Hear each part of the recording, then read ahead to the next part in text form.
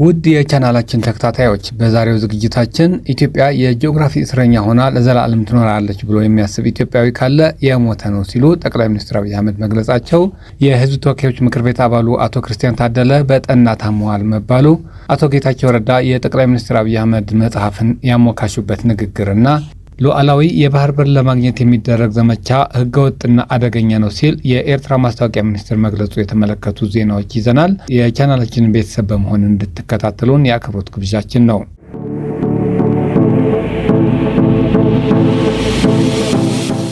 ኢትዮጵያ የጂኦግራፊ እስረኛ ሆና ለዘላለም ትኖራለች ብሎ የሚያስብ ኢትዮጵያዊ ካለ የሞተ ነው ሲሉ ጠቅላይ ሚኒስትር አብይ አህመድ ገለጹ።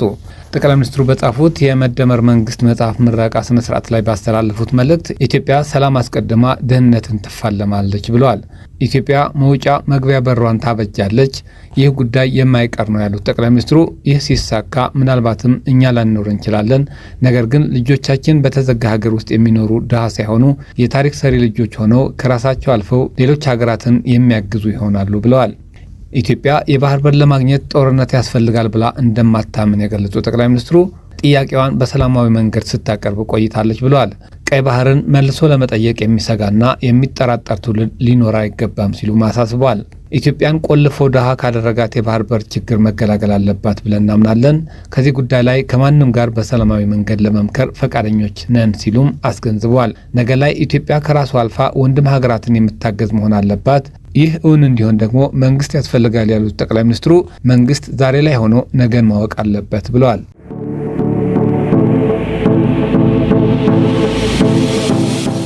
አቶ ጌታቸው ረዳ የጠቅላይ ሚኒስትር አብይ አህመድ መጽሐፍን አሞካሹ። በጠቅላይ ሚኒስትር አብይ አህመድ የተጻፈው የመደመር መንግስት መጽሐፍ ለንባብ በቅቷል።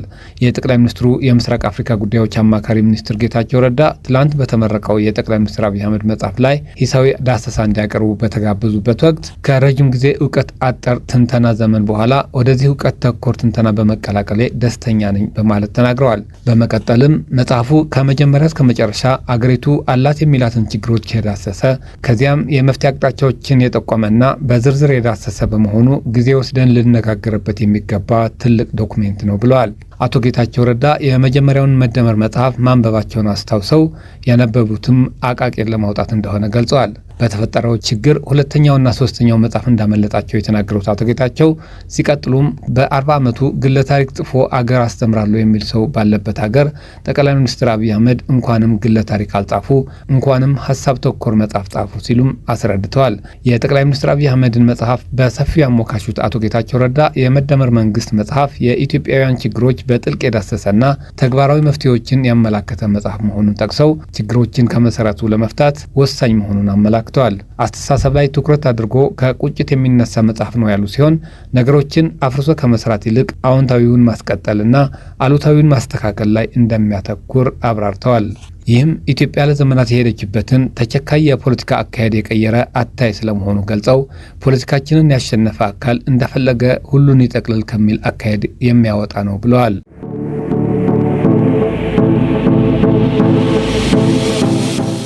ሉዓላዊ የባህር በር ለማግኘት የሚደረግ ዘመቻ ህገወጥና አደገኛ ነው ሲል የኤርትራ ማስታወቂያ ሚኒስቴር ገለጸ። የኤርትራ ማስታወቂያ ሚኒስቴር ዛሬ ባወጣው ጠንካራ መግለጫ የኢትዮጵያ መንግስት ባለስልጣናት ሉዓላዊ የባህር በር ለማግኘት የሚያደርጉትን ዘመቻ ህገወጥና አደገኛ እንደራ ሲል በይፋ አውግዟል። እንደራ ማለት በትግርኛ በደንብ ያልታሰበበትና በስሜት የሚደረግ እንቅስቃሴ ወይም ውጤቱን የማያምርና ለከንቱ ልፋት የሚደረግ ጉዞ እንደማለት ነው። ይህ የኤርትራ መንግስት የዛሬ ትንታኔ መግለጫ በሁለቱ የቀድሞ አጋር ሀገራት መካከል ያለው ግንኙነት እንደገና ውጥረት ውስጥ መግባቱን አመላካች ነው። በተያያዘ ዜና ጠቅላይ ሚኒስትር አብይ አህመድ ከአሰብ ወደብ ጥያቄ ጋር ተያይዞ ከኤርትራ ያለው ግንኙነት መሻከሩን ተከትሎ በባለፈው ሳምንት ከፍተኛ ወታደራዊ መሪዎችን ሰብስበው አዲስ ኮማንድ ፖስት ማቋቋማቸው አፍሪካን ኢንተለጀንስ አስነብበዋል። ኤርትራ ከሰሞኑ ከሱዳኑ ወታደራዊ መሪ አልቡርሃን ጋር በመተባበር በድንበር አካባቢ በጋራ ወታደራዊ ስልጠና እየወሰዱ መሆኑ ምንጮች አረጋግጠዋል።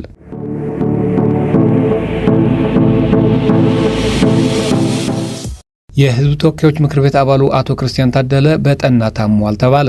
በእስር ላይ የሚገኙት የህዝብ ተወካዮች ምክር ቤት አባሉ አቶ ክርስቲያን ታደለ በጤና እክል ምክንያት በጠና ታመው መቸገራቸውን ቤተሰቦቻቸውና ጠበቃቸው ለቢቢሲ ተናግረዋል። አቶ ክርስቲያን ከወራት በፊት ቀዶ ሕክምና ከተደረገላቸው በኋላ ተገቢ ሕክምናና እንክብካቤ ባለመደረጉ ጤናቸው እንደተባባሰ ተገልጿል።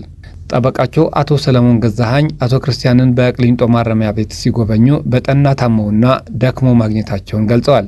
ቤተሰቦቻቸው በበኩላቸው ለህመማቸው የሚስማማቸውን እንደ አጥሚት ያሉ ምግቦች ይዘው ለመግባት ቢሞክሩም መከልከላቸውና ተደጋጋሚ እንግልት እንደሚደርስባቸው አስረድተዋል። አቶ ክርስቲያን ታደለ በአማራ ክልል የተፈጠረውን የጸጥታ መደፍረስ ተከትሎ የአስቸኳይ ጊዜ አዋጅ ከታወጀ በኋላ በቁጥጥር ስር የዋሉ ሲሆን የሽብርና የጦር መሳሪያ ወንጀልን ተላልፏል በሚል ክስ ተመስርቶባቸው ጉዳያቸው በፍርድ ቤት እየታየ ይገኛል።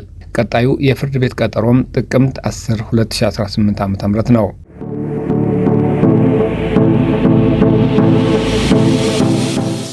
የተወደዳችሁ የቻናላችን ተከታታዮች ለዕለቱ ያዝናቸው መረጃዎች እነዚህ ነበሩ።